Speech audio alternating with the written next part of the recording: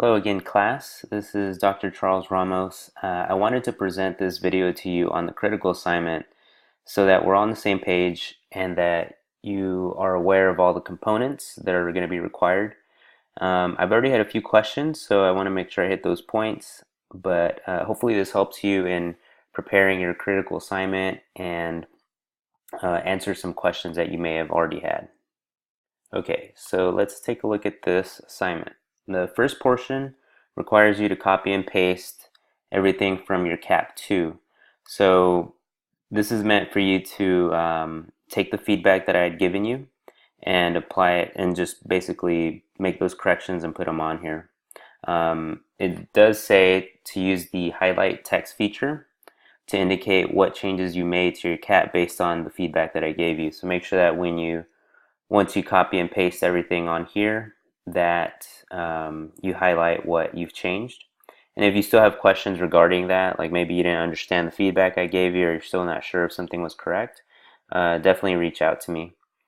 Then the next portion is identifying the lever systems.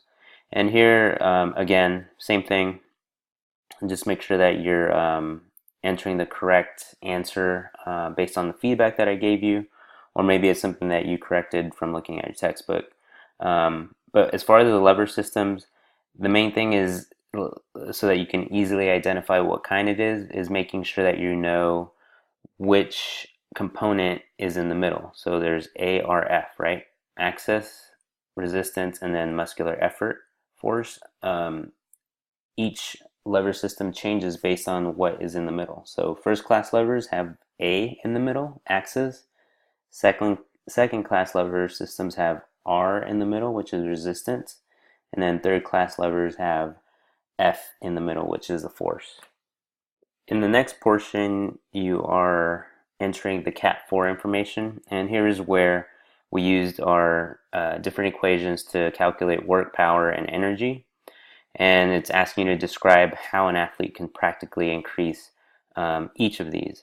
And most of you should have gotten the feedback saying pretty much the easiest way is to increase how much weight that you're lifting or pulling or whatever the exercise is, and then also increasing the velocity at which it's done. A lot of you kind of took the word work a little bit too literally and thought about it as, how much, the longer I take to do something, the more work I'm going to be doing. Well, as far as the timing of it, work doesn't really take that into consideration. What does take it into consideration is power. And when you use power, the quicker you do something, the more power you're going to be producing. And then we have the CAT 5 portion. And here you're going to be using the 6-step motor control formula. Make sure that you are using a formula for each joint and for each phase, either the pushing up or pulling down portion or the controlling on the way down portion. So labeling them as concentric and eccentric, definitely kind of makes it very clear what you're going to be describing. So for example, in a pull-up, the concentric portion would involve pulling yourself up. That would be the concentric portion of it. Then the eccentric portion would be lowering yourself down from the bar. So make sure that you don't get these two things confused and that you need steps for each one of these individually. Also make sure to include the major joints. Let's see, what else did I notice on there? I think for the most part, everyone began to understand how to use the formula and how to separate the concentric and eccentric portions, but I think some of you were getting the agonist and antagonistic muscles confused. I think I've said it before, but once you've located the agonist muscle, so let's say at the elbow for a pull-up, you're using your biceps to flex the elbow. That muscle does not change on the eccentric portion. So when you're lowering yourself down, you're still using the bicep. That does not change. You don't start using the tricep all of a sudden. You have to continue to use the bicep, except that now you're using it eccentrically to control the extension of the elbow. So hopefully I've made that clear, but if you still have any questions, definitely reach out to me. Portion requires you to compare a skilled versus an unskilled person, and you're comparing their technique.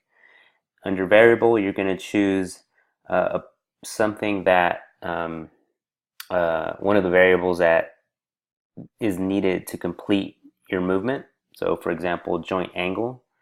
In this case, they gave hip joint angle as an example, and you're supposed to note what the difference is. So, skilled would have 120 degrees of hip flexion, whereas an unskilled has 90 degrees of hip flexion.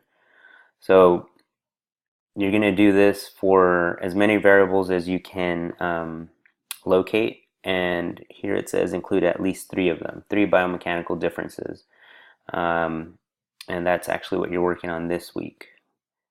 The last portion here for CAP 7 is identifying primary joint movements in your chosen movement and their corresponding agonists in order of significance. So this is the CAP where you have to note what's the most vital muscle in order to carry out the exercise that you're trying to complete.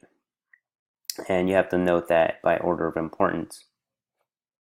And the second portion to this is identifying a compound lift and a single joint lift that will help you improve your chosen movement.